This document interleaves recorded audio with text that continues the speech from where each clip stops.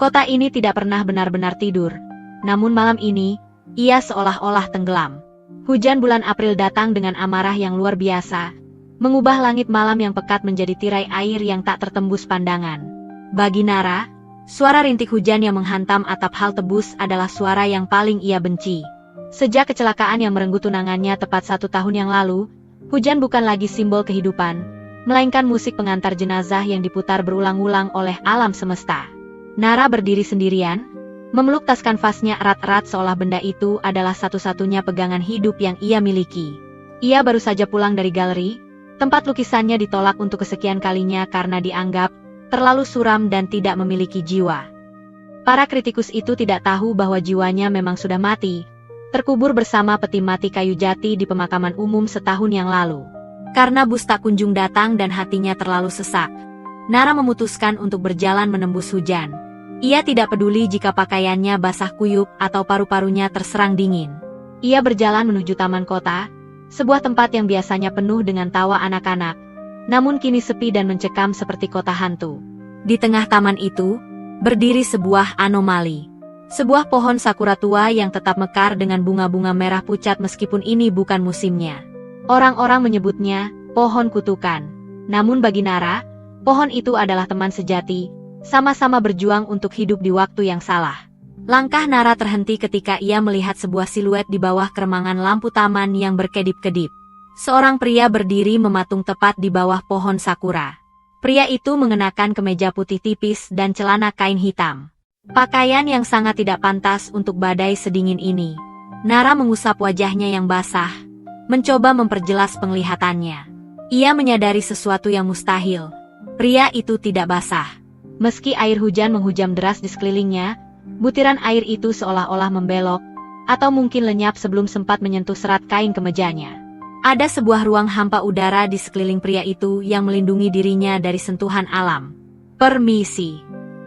Suara Nara pecah, hampir tertelan oleh deru guntur yang menggelegar di langit. Pria itu tidak bergerak.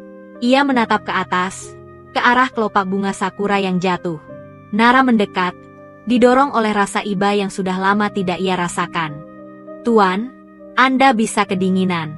Pakai payung ini. Saya sudah terlanjur basah. Tidak ada gunanya bagi saya.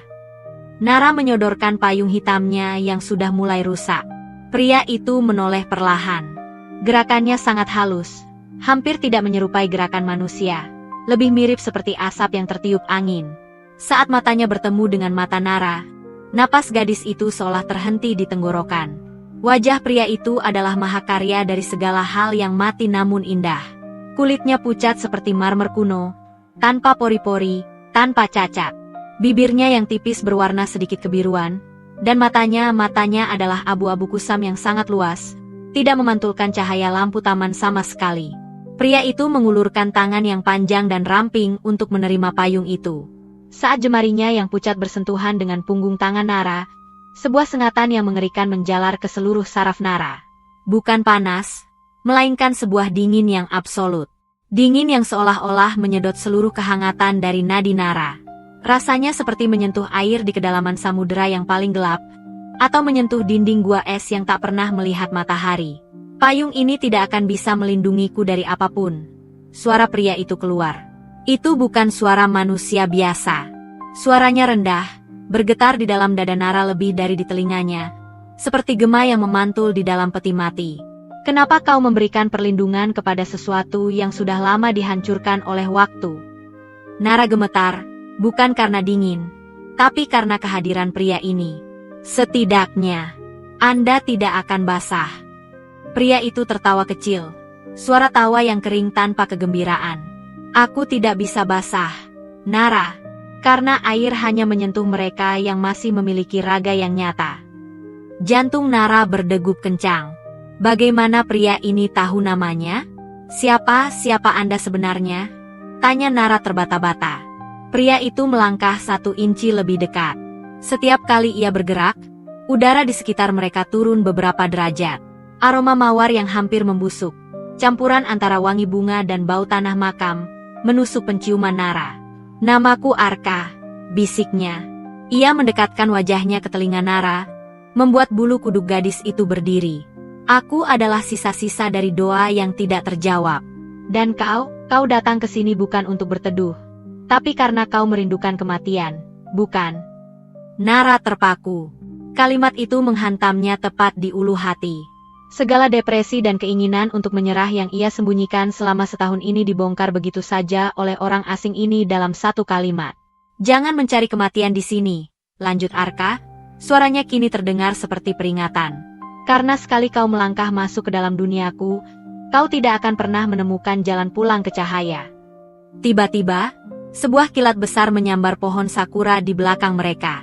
Cahaya putih yang menyilaukan membutakan mata Nara selama beberapa detik. Saat ia bisa melihat kembali, Arka telah menghilang. Tidak ada jejak kaki di tanah yang becek. Tidak ada suara langkah yang menjauh. Hanya ada payung hitam milik Nara yang kini tergeletak di tanah, dan satu kelopak bunga sakura yang hinggap di telapak tangan Nara. Kelopak itu, yang tadinya berwarna merah muda indah, seketika menghitam, mengkerut, dan hancur menjadi abu begitu bersentuhan dengan kulit Nara. Malam itu, Nara pulang dengan sebuah beban baru. Dingin di tangannya tidak juga menghilang meski ia sudah merendamnya dengan air hangat. Ia tahu, ia baru saja menyentuh sesuatu yang seharusnya tetap berada di balik tirai kematian. Kehadiran Arka di taman malam itu tidak berhenti saat Nara meninggalkan area pohon sakura. Dingin yang merayap di nadinya seolah menjadi parasit yang menolak pergi. Sepanjang jalan pulang, Nara merasa diikuti. Bukan oleh sosok yang tampak, melainkan oleh perasaan bahwa udara di sekitarnya telah berubah menjadi lebih berat, lebih sunyi, seolah-olah dunia ini sedang membisikkan rahasia-rahasia kematian kepadanya. Sesampainya di apartemen studionya yang berantakan, Nara tidak bisa tenang. Ia meraih kanvas kosong, tangannya gemetar hebat. Ia ingin membuang semua ketakutan ini ke dalam goresan cat. Ia mulai melukis dengan liar. Awalnya, ia berniat melukis wajah Arka yang ia temui di taman, wajah marmer dengan mata abu-abu kusam. Namun, sesuatu yang aneh terjadi. Setiap kali kuasnya menyentuh kanvas, tangannya seolah digerakkan oleh kekuatan tak kasat mata. Goresan-goresan itu tidak membentuk wajah Arka yang modern. Perlahan, di bawah cahaya lampu neon yang redup, muncul sosok pria dalam balutan seragam militer kuno dari era kolonial, dengan latar belakang sebuah benteng tua yang terbakar. Wajah di lukisan itu identik dengan Arka, namun ekspresinya jauh lebih penuh amarah dan kesakitan. "Siapa kau sebenarnya?" bisik Nara pada kanvasnya sendiri. Tiba-tiba, suhu ruangan turun drastis. Uap napas Nara mulai keluar dari mulutnya, padahal ia sedang berada di dalam ruangan. Ia menoleh perlahan ke arah sudut kamar yang gelap. "Kau melukisku di saat aku sedang paling membenci dunia ini." Suara rendah itu muncul dari kegelapan. Arka berdiri di sana. Ia tidak lagi memakai kemeja putihnya, melainkan pakaian yang persis sama dengan yang ada di lukisan Nara. Ia tampak lebih padat malam ini, lebih nyata, namun tetap memancarkan hawa dingin yang mencekam. "Bagaimana kau bisa masuk?" Nara mundur hingga punggungnya menabrak meja lukis. Arka tidak menjawab. Ia berjalan mendekat. Setiap langkahnya membuat lampu di langit-langit berkedip dan mendengung. Ia berhenti tepat di depan lukisan itu, menatapnya dengan pandangan yang sulit diartikan. "Namaku dulu bukan Arka." Ia memulai, jarinya yang pucat mengambang di atas permukaan cat yang masih basah. Cat itu seolah menghindar dari jarinya. "Aku adalah seorang pengkhianat di mata mereka, namun seorang pencinta di mata Tuhan. Aku mati di depan benteng itu karena mencintai seseorang yang darahnya mengalir di dalam nadimu sekarang." Nara ternganga. "Leluhurku." Arka menoleh ke arah Nara, matanya kini memancarkan cahaya abu-abu yang redup. "Namanya adalah Sari. Ia memiliki mata yang sama persis denganmu, Nara. Mata yang selalu mencari kebenaran di balik kegelapan. Aku dihukum mati sebelum sempat mengucapkan kata perpisahan padanya. Dan sejak saat itu, aku terjebak, menunggu seseorang yang cukup rusak jiwanya untuk bisa melihatku kembali." Nara merasa sesak. Jadi, pertemuannya dengan Arka bukanlah kebetulan. Ada hutang darah dan rasa sakit yang belum tuntas selama berabad-abad. "Kenapa kau menemuiku sekarang?" tanya Nara dengan suara serak. "Karena kau sudah berada di ambang batas, Nara," jawab Arka sambil mendekatkan wajahnya. "Kau begitu dekat dengan kematian sehingga kau mulai berbau seperti duniaku. Aku datang bukan untuk menyelamatkanmu, tapi untuk melihat apakah cinta yang dulu membunuhku bisa hidup kembali di dalam dirimu. Arka kemudian mengulurkan tangannya. Kali ini, ia tidak menyentuh tangan Nara, melainkan membelai pipinya tanpa benar-benar menyentuh kulitnya. Meskipun tidak ada kontak fisik, Nara merasakan sengatan listrik statis yang sangat dingin di wajahnya. "Hati-hati, Nara," bisik Arka. "Semakin sering kau melihatku, semakin besar bagian dari dirimu yang akan mati untuk menyeimbangi keberadaanku." Malam itu, Arka menceritakan rahasia masa lalunya, tentang pengkhianatan keluarga Nara terhadapnya, tentang bagaimana ia dikuburkan tanpa nama di bawah akar pohon sakura yang kini menjadi tempat mereka bertemu. Setiap kata yang keluar dari mulut Arka terasa seperti paku yang menghujam jantung Nara. Sebelum fajar menyingsing, Arka menghilang kembali menjadi asap. Namun, ia meninggalkan sesuatu. Di atas meja lukis Nara, tergeletak sebuah medali kuno yang sudah berkarat dengan ukiran inisial AES. Nara meraih medali itu. Dinginnya masih terasa. Namun kali ini ada rasa hangat yang aneh di sana. Ia menyadari satu hal yang mengerikan sekaligus indah. Ia telah jatuh cinta pada seorang pria yang sudah menjadi debu ratusan tahun yang lalu. Warna-warna di dunia nyata mulai memudar bagi Nara. Baginya, matahari yang terik terasa menyilaukan dan palsu, sementara kegelapan malam terasa seperti pelukan yang jujur. Sejak menyimpan medali berkarat itu di bawah bantalnya, Nara tidak lagi merasa sendirian. Arka tidak lagi datang sebagai sosok yang menakutkan, melainkan sebagai candu yang membuatnya enggan kembali ke realitas. Suatu malam, ketika kabut turun menyelimuti kota dengan kepekatan yang tak wajar, Arka muncul di ambang jendela apartemen Nara.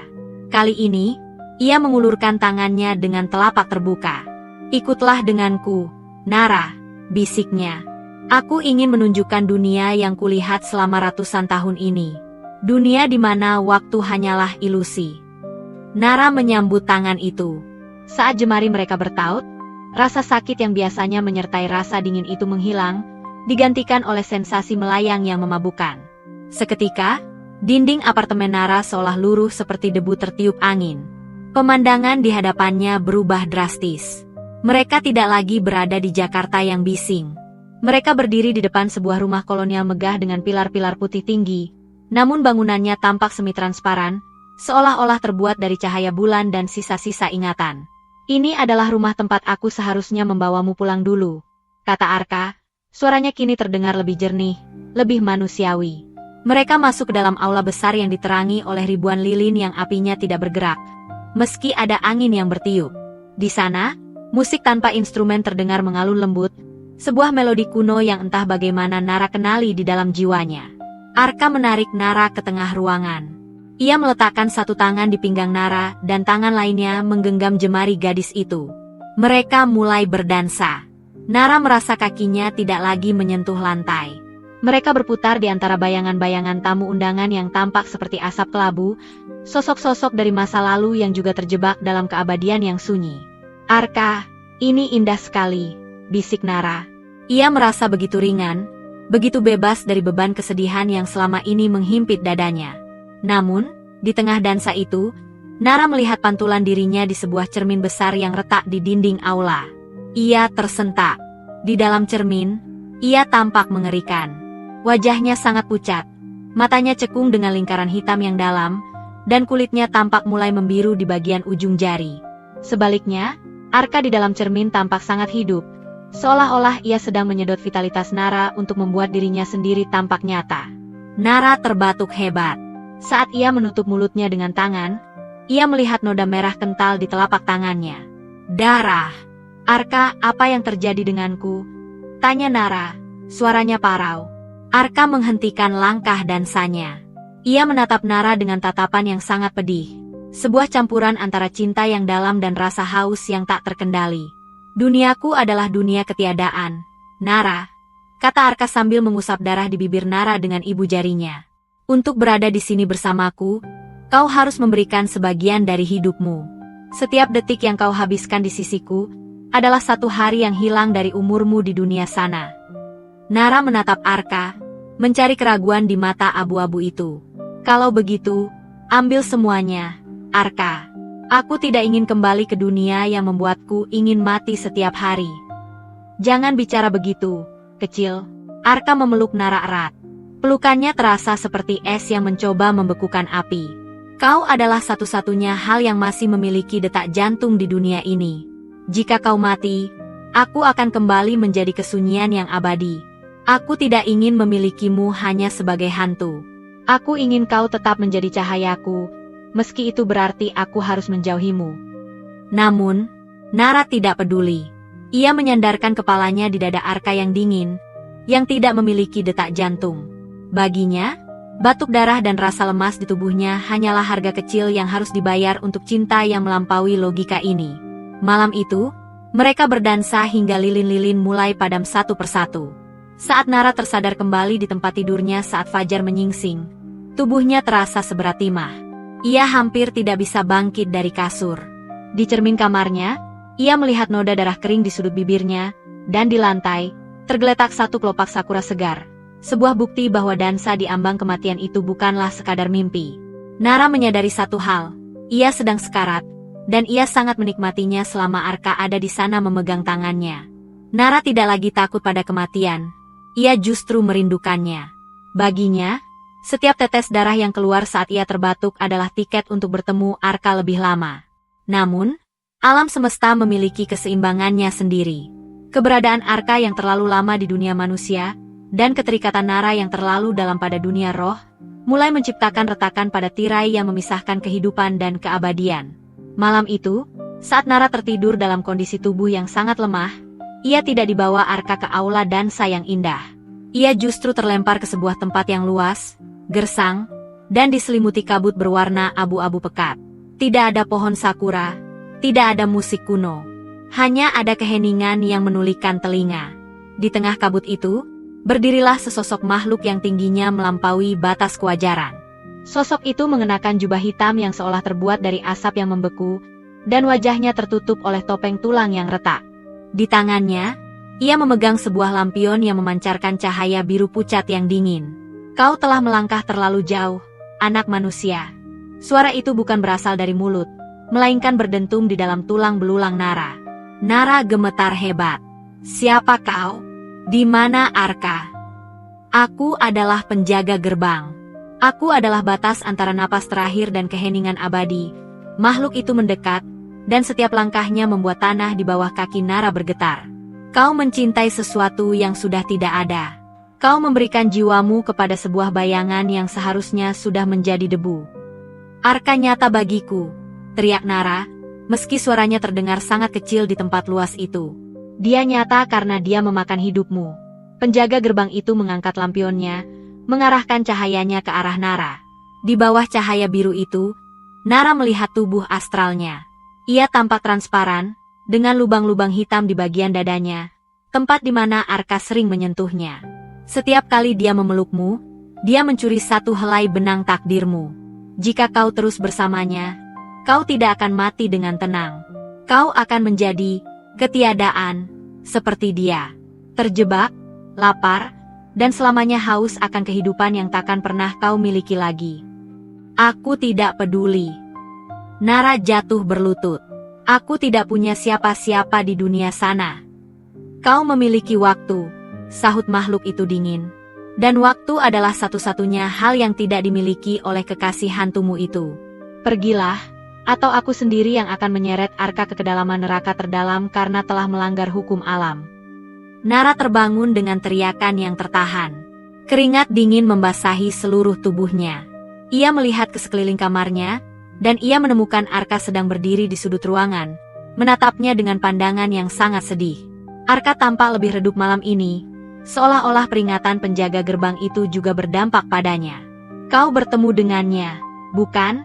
Bisik Arka. Nara mengangguk lemas. Air mata mulai mengalir di pipinya yang cekung.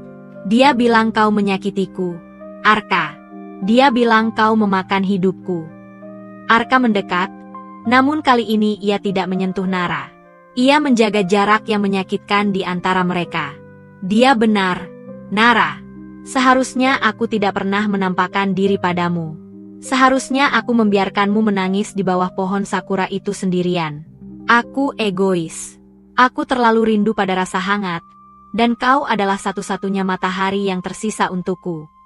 Jangan pergi, mohon Nara, mengulurkan tangannya yang gemetar. Aku tidak takut pada penjaga gerbang itu. Tapi aku takut, Nara. Suara Arka bergetar untuk pertama kalinya. Aku tidak takut pada neraka. Aku takut jika kau mati sebelum waktumu, jiwamu akan hancur dan kita tidak akan pernah bertemu lagi di keabadian yang sesungguhnya. Aku ingin kau hidup, meski itu berarti aku harus kembali menjadi kesunyian. Malam itu, untuk pertama kalinya, Arka menolak untuk memegang tangan Nara. Ia hanya berdiri di sana, menjadi saksi bisu atas penderitaan wanita yang ia cintai. Di luar, badai kembali mengamuk, dan suara gagak hitam mulai terdengar di atas atap apartemen Nara, sebuah tanda bahwa waktu yang tersisa bagi mereka berdua hampir habis. Nara terbangun dengan rasa sakit yang tak tertahankan di dadanya. Namun, bukan rasa sakit fisik yang membuatnya tersiksa, melainkan kenyataan bahwa sosok Arka semakin memudar, seolah-olah ia hanyalah bayangan yang tertiup angin. Dengan sisa tenaga yang ada, Nara merangkak menuju gudang apartemennya, mencari sebuah peti kayu tua milik mendiang neneknya yang selama ini ia hindari. Di dalam peti itu, di balik tumpukan kain usang, ia menemukan sebuah buku harian kulit yang sudah menguning. Saat ia membacanya, rahasia kelam itu terungkap. Tahun 1824, kami telah melakukan dosa besar. Kami menjebak Arka, pemuda yang tulus mencintai putri kami, hanya untuk mendapatkan jabatan dari company. Kami menuduhnya berkhianat dan membiarkannya dieksekusi di bawah pohon sakura. Darahnya tumpah, dan kami membangun kekayaan kami di atas tanah yang ia basahi dengan air mata. Nara terisak. Arka bukan hanya sekadar hantu, ia adalah korban dari kerakusan leluhurnya sendiri. Kutukan yang dialami Arka adalah rantai yang diciptakan oleh keluarga Nara. Tiba-tiba, ruangan menjadi gelap gulita. Arka muncul di hadapannya. Namun kali ini ia tampak sangat lemah. Sosok penjaga gerbang berdiri di belakang Arka, siap menyeretnya kembali ke kegelapan abadi karena telah mencoba mencuri nyawa manusia. Waktunya habis, Arka. Suara penjaga gerbang itu menggema. Jiwa ini atau jiwamu, salah satu harus musnah. Jangan, teriak Nara. Ia berdiri, memeluk Arka dengan sisa hidupnya. Arka tidak bersalah. Ambil nyawaku sebagai penebus hutang darah leluhurku. Biarkan dia bebas. Arka menatap Nara dengan air mata yang berubah menjadi butiran cahaya perak. Tidak, Nara. Aku mencintaimu bukan untuk melihatmu mati. Aku sudah cukup lama berada di kegelapan. Aku sudah belajar bahwa cinta sejati bukan tentang memiliki, tapi tentang melepaskan. Arka memegang wajah Nara. Untuk pertama kalinya, tangan Arka terasa hangat. Itu bukan lagi dingin yang menyedot nyawa, melainkan kehangatan dari sebuah jiwa yang telah dimaafkan. Dengan pengakuanmu, kutukan ini patah. Nara, bisik Arka. Hutang itu sudah lunas. Sekarang, hiduplah. Hiduplah untukku. Arka kemudian mencium kening Nara. Seketika, cahaya putih yang luar biasa terang meledak di dalam ruangan. Nara merasa jiwanya ditarik kembali ke dunia nyata dengan paksa. Sementara sosok Arka perlahan larut menjadi serpihan kelopak sakura yang bercahaya, terbang menuju langit, menembus atap, dan menghilang di antara bintang-bintang.